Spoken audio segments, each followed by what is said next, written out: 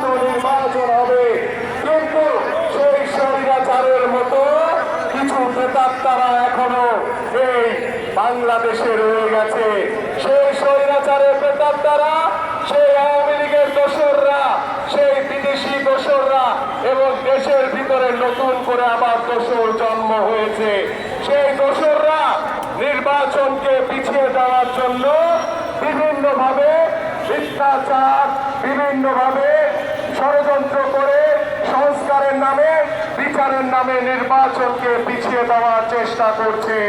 প্রিয় নেতৃবৃন্দ, আমরা দেখেছি 13ই জুন আমাদের মাননীয় ভারপ্রাপ্ত চেয়ারম্যান জনাব তারেক রহমানের সাথে এই অন্তর্বর্তীকালীন সরকারের মাননীয় প্রধান উপদেষ্টা, দেশবরেণ্য ব্যক্তিত্ব ডক্টর মোহাম্মদ ইউনূসের সাথে সাক্ষাৎ করেছেন। তার এই আলোচনার পরে বাংলাদেশের জনজীবনে স্বস্তি ফিরে এসেছে।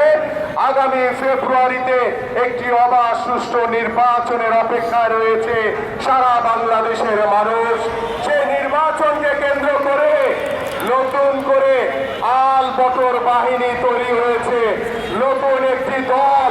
তারা নির্বাচনকে পিছিয়ে দেওয়ার জন্য বিভিন্ন নিজেরা অপকর্ম করে, হত্যাযজ্ঞ চালিয়ে, মিথ্যাচার করে বিএনপির উপরে দোষ চাপিয়ে দেওয়ার অপচেষ্টা করছে।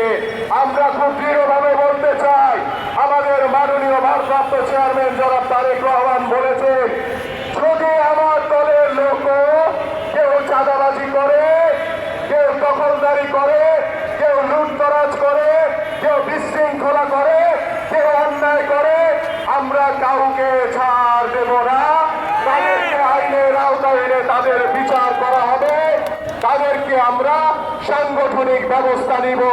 আমরা দৃঢ়ভাবে বলতে চাই, আমরা আমাদের মাননীয় ভারপ্রাপ্ত চেয়ারম্যান জনাব তারেক রহমানের নেতৃত্বে আগামীতে একটি স্বচ্ছ পরিচ্ছন্ন রাজনীতির পরিবেশ তৈরি করতে চাই, যাতে ভবিষ্যতে কোনো স্বৈরাচারের জন্ম না হয়।